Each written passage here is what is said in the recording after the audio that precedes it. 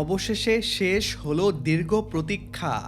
মৃত্যুর দুয়ার থেকে ফিরে আসলো আমাদের ৩১ জন নাবিক। লোহিত সাগর আর হরমুজ প্রণালীর সেই বিভীষিকা কাটিয়ে তারা এখন দেশের পথে। কিন্তু এই আনন্দের মাঝেও লুকিয়ে আছে এক ভয়াবহ সত্য। জিম্মি দশা থেকে মুক্তি পেয়েই বিস্ফোরক সব তথ্য ফাঁস করলেন নাবিকরা। তাদের সরাসরি অভিযোগ, একটি ভুল সিদ্ধান্ত আর কূটনৈতিক দালালি তাদের মৃত্যুর মুখে ঠেলে দিয়েছিল। কেন নাবিকরা আঙুল তুলছেন তারেক রহমান সরকারের দিকে? কি ছিল সেই ভয়াবহ ভুল যা নাবিকদের জীবনের চেয়েও দামি হয়ে উঠেছিল? আজ আমরা পদ্মার আড়ালের সেই সব সত্য ফাঁস করব, যা শুনলে পুরো দেশ শিউরে উঠবে। ঘটনাটি শুরু হয়েছিল কয়েক সপ্তাহ আগে, যখন ইরান আর আমেরিকার উত্তেজনা তুঙ্গে। তখন বাংলাদেশ সরকারের একপাক্ষিক এক বিবৃতি পুরো চিত্র বদলে দেয়। ওয়াশিংটনকে খুশি করতে গিয়ে তেহরানের বিরুদ্ধে দেওয়া সেই বিতর্কিত বিবৃতি ছিল আজকের এই সংকটের মূল কারণ। নাবিকরা যখন মাঝ সমুদ্রে ইরানের রেভলিউশনারি গার্ডের কবলে পড়ে, তখন তারা বুঝতে পেরেছিল ঢাকার সেই একটি ভুল বিবৃতির মাসুল দিতে হচ্ছে তাদের।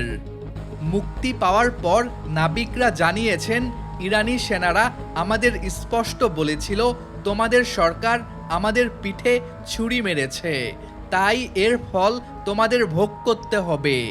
একবার ভাবুন, সরকারের পররাষ্ট্রনীতির ভুলে ৩১ জন সাধারণ মানুষের জীবন কিভাবে দাবার গুটি বানানো হয়েছিল। নাবিকদের অভিযোগের তীর সরাসরি তারেক রহমান সরকারের সেই বিশেষ কূটনৈতিক টিমের দিকে। তারা বলছেন, তারেক রহমান সাহেবকে ভুল তথ্য দিয়ে ইরানকে শত্রু বানানো হয়েছে। যখন ইসরায়েলের বর্বরতায় বিশ্ব চুপ, তখন বাংলাদেশ কেন গায়ে পড়ে ইরানকে চটাতে গেল? এই সরকারের আশেপাশে থাকা কিছু সুবিধাবাদী আমলা আর ওয়াশিংটনের দাদারা চেয়েছিল ইরানকে কোণঠাসা করতে, কিন্তু তারা ভুলে গিয়েছিল এই সমুদ্রের রাজা ইরান। নাবিকরা আজ প্রশ্ন তুলছেন, যাদের খুশি করতে আপনারা আমাদের জীবন বাজি রাখলেন, সেই আমেরিকা কি আমাদের উদ্ধারে একটি ড্রোন পাঠিয়েছিল? উত্তর না। অথচ আজ নাবিকদের ফিরে আসার পুরো কৃতিত্ব নেওয়ার জন্য সরকারি মহলে হুড়োহুড়ি পড়ে গেছে। তবে কি ইরান দয়া করে ছেড়ে দিয়েছে? না বন্ধুরা, বিষয়টি এত সহজ নয়।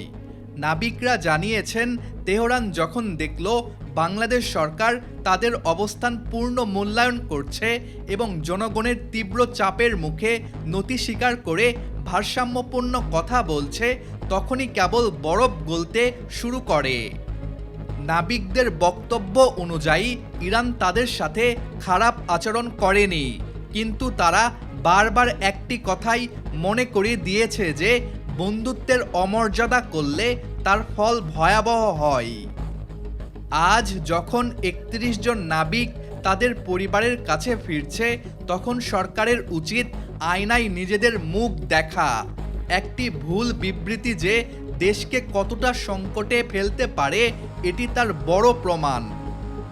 বন্ধুরা, ৩১ জন নাবিক ফিরে আসছে, এটি আমাদের বড় জয়।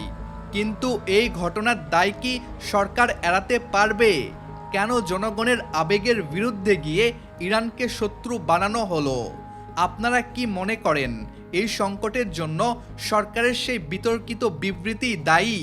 কমেন্ট বক্সে আপনার সাহসী মতামত জানান। আর বাংলাদেশের সম্মান ও সার্বভৌমত্ব নিয়ে এমন সব সত্য ও সাহসী বিশ্লেষণ পেতে আমাদের চ্যানেলটি এখনই সাবস্ক্রাইব করুন। দেখা হচ্ছে পরবর্তী ভিডিওতে।